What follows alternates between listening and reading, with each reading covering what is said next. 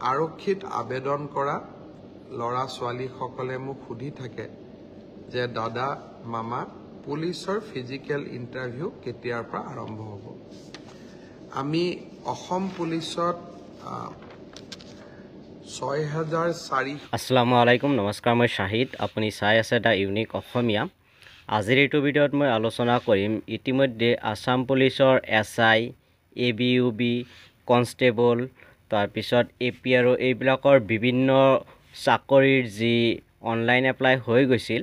সেই বিষয়ে মুখ্যমন্ত্ৰী মহোদয়ে ইতিমধ্যে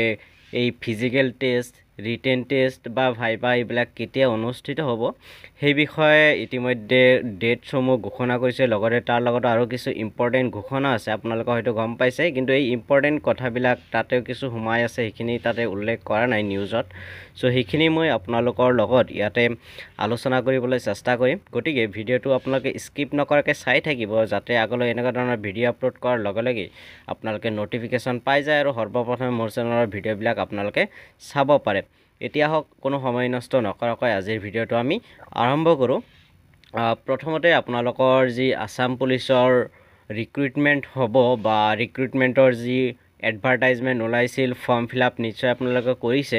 আৰু তাতে আসাম পুলিচৰ এইবাৰৰ যি চাকৰি দিব তাতে টোটেল পদৰ সংখ্যা আছে ৬,৪৩৬টা পদ এই ৬,৪৩৬টা পদৰ অনলাইন এপ্লাইটো হৈয়ে গৈছে এসআই এবিইউবি হেড কনষ্টেবল তাৰপিছত আপোনাৰ এপিআৰও বিভিন্ন ধৰণৰ এই যি ফৰ্ম ফিলআপ হৈ গৈছিল তাৰে যি ফিজিক্যাল টেষ্ট অৰ্থাৎ ৰানিংটো আৰম্ভ হ'ব ৩ অক্টোবৰ তাৰিখৰ পৰা অৰ্থাৎ বৰ্তমান যেহেতু ফ্লাড সিচুৱেশ্যন চলি আছে যি বানপানী হে বানপানী গুচি যোৱাৰ পিছত যেতিয়া ফিল্ডসমূহ খালী হ'ব তেতিয়া মুখ্যমন্ত্ৰী মহোদয়ে জনাইছে যে তেতিয়ালৈকে ৩ অক্টোবৰ আহি পাব আৰু এই ৩ অক্টোবৰ তাৰিখৰ পৰা ফিজিক্যাল টেষ্ট অনুষ্ঠিত হ'ব অৰ্থাৎ এতিয়া যেটো জুলাই মাহ চলি আছে আগষ্ট ছেপ্টেম্বৰ অক্টোবৰ অৰ্থাৎ মাজত 2 মাহ বা 2.5 মাহ আছে তাৰ পিছতে ফিজিক্যাল টেষ্ট অনুষ্ঠিত হ'ব সেই কাৰণে দৌৰি থাকিব দিছে লগতে এই যি আসাম পুলিচৰ ৬,৪৩৬টা পোষ্টৰ কথা মুখ্যমন্ত্ৰী মহোদয়ে জনাইছে সেই ৬,৪৩৬টা পদৰ যি নিযুক্তি হেয়া এইটো বিত্তীয় বৰ্ষতে দিব বুলি জনাইছে গতিকে সেইখিনি আপোনালোকে মনত ৰাখিব যে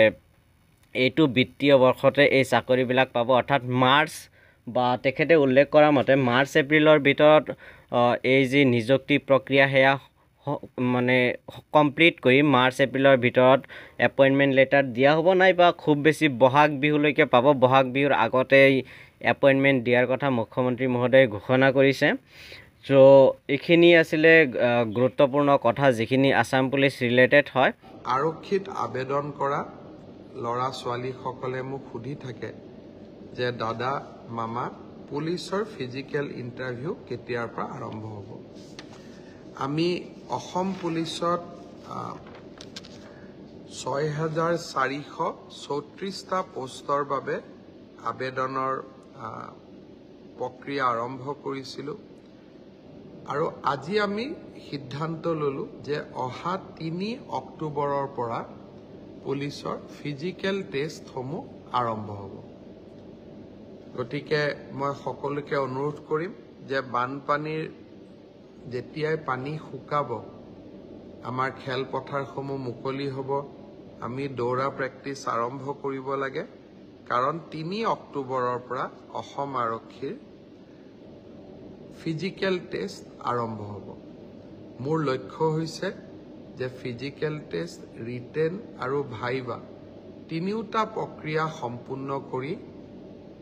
এই বিত্তীয় বৰ্ষতে আমি যাতে এই ৬,৪৩৬টা পদ ভৰ্তি কৰিব পাৰো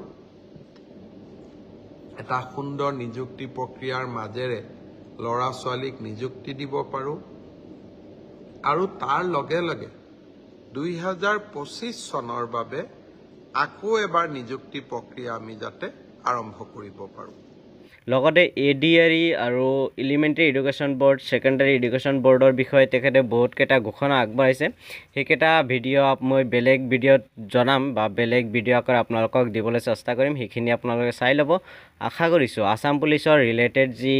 ভিডিঅ' আজি দিলোঁ আপোনালোকে ভিডিঅ'টো চাই উপকৃত হৈছে যদি ভিডিঅ'টো চাই উপকৃত হৈছে ভিডিঅ'টো লাইক কৰিব শ্বেয়াৰ কৰিব লগতে মোৰ চেনেলটো যদি ছাবস্ক্ৰাইব কৰা নাই তেতিয়াহ'লে মোৰ চেনেলটো অনুগ্ৰহ কৰি ছাবস্ক্ৰাইব কৰি বেল আইকনটো প্ৰেছ কৰি দিব যাতে মই আগলৈ এনেকুৱা ধৰণৰ ভিডিঅ' আপলোড কৰাৰ লগে লগে আপোনালোকে ন'টিফিকেশ্যন পাই যায় আৰু সৰ্বপ্ৰথমে মোৰ চেনেলৰ ভিডিঅ'বিলাক আপোনালোকে চাব পাৰে ভিডিঅ'টো শেষলৈ চোৱাৰ বাবে আপোনালোকক বহুত বহুত ধন্যবাদ জয় আই অসম জয় হিন্দ